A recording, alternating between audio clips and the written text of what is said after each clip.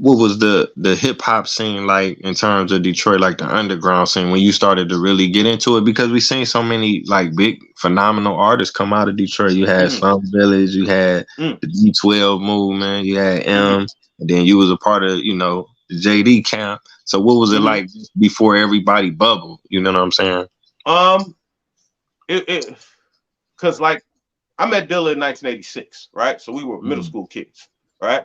Uh, and hip hop was just kind of getting his legs at that point, right? And then a couple years later is when he met the members of Slum, and we all, kind of became a little unit, right?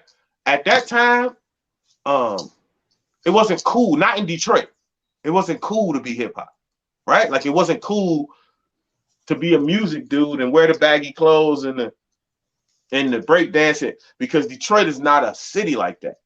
It's more of a grind gangster city than it is a hip hop city, if that makes any sense, right? So it wasn't cool. We was like in high school, they called me hip hop Frank. There was 3 Franks in my school. And I was hip hop Frank because everybody knew that I DJ'd and danced and I messed with the hip hop. It wasn't like that. You know what I'm saying? Detroit was more of a techno dance house city because we kind of got our hands on that movement as well, right? And as a DJ, I played those records. As a dancer, I danced to those records. You know what I'm saying? But I didn't make that music.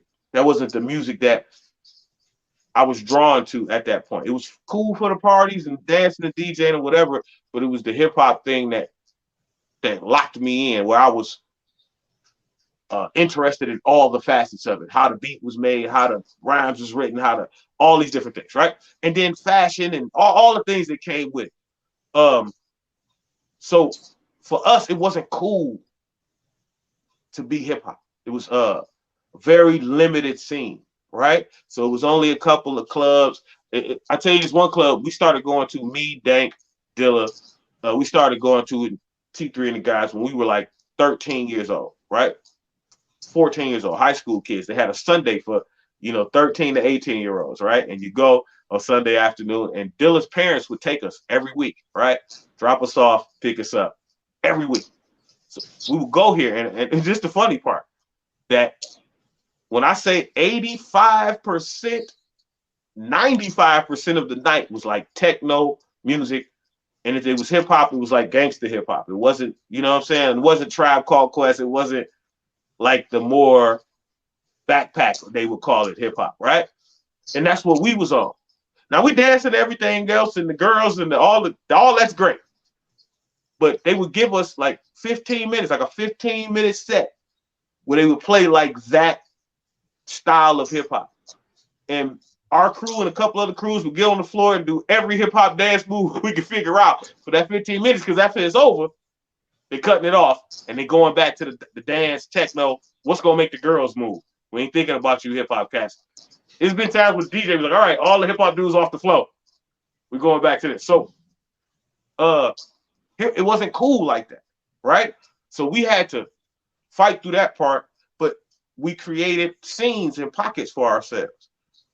Proof from D12 is a huge part of that because a lot of people know Proof as the MC, but in this city he was, and elsewhere he was like an ambassador. He was able to go everywhere. He could go to the grimiest gangster club and the most backpack spin on your kneecap hip hop club you can find, right? And he not only was an MC, but he did nights. He did open mic nights. He did at the hip hop shop on Saturdays the open mic for MCs to come around. He did the Ebony Showcase where like it's old footage of Eminem performing at that showcase, right? Crazy enough, Frank and Dank, Eminem, all performed on one night at that place, right? Like before any of us got on, before anybody was like Proof was ahead of all of us realistically, right? So nah, we created a scene because there wasn't one. Because it just wasn't this wasn't the city that was designed to have a scene like that. It was more for the gangsters, players, pimps, and the guys who grinded it out at the jobs. You get what I'm saying? Oh yeah, Oh yeah, Yeah, man. I appreciate you breaking it down. I mean, you painting a vivid picture. Man, big shout out to Proof. Rest in peace. yeah, yeah. I was gonna say because I noticed, like I say, it's been a few years, but we used to go back and forth up to Detroit, and I kind of noticed it. But like y'all music, like they kind of played a little bit faster than normal. Oh yeah, yeah, yeah. No, they Yeah. like especially in like the strip club scene, and, Mm-hmm. and, and even on the radio and in the clubs, like they would take a record that was already 150 BPMs and play it on 45, so that it was super sped up. So no, because we have a dance here called the jit. It's a footwork dance, right? And and that's a dance that's universal. Like the hip hop guys did it, the players did it, the pimps did it, everybody did it, right? And it was based on faster up tempo music, so you can get your footwork going really quickly. So, uh, yeah, no, Detroit, our post was a little bit. It was up tempo because we come from techno and house, and you know what I'm saying. So dance music, funny enough, as gangster as this city is, as many guns get pulled out here, dancing was never a problem. We'll shoot you while we dancing. It's fine. You know what I'm saying? Like it's not in that like that, but like that. You know what I'm saying? Like it's we come from up tempo, pound you in the head kind of music. So yeah, definitely has a pulse to it. Right, right. You made it make sense to me because that's what I was saying. Because like you were saying about the techno, like you put the history behind it, but that was something Mm-hmm. that I always remembered.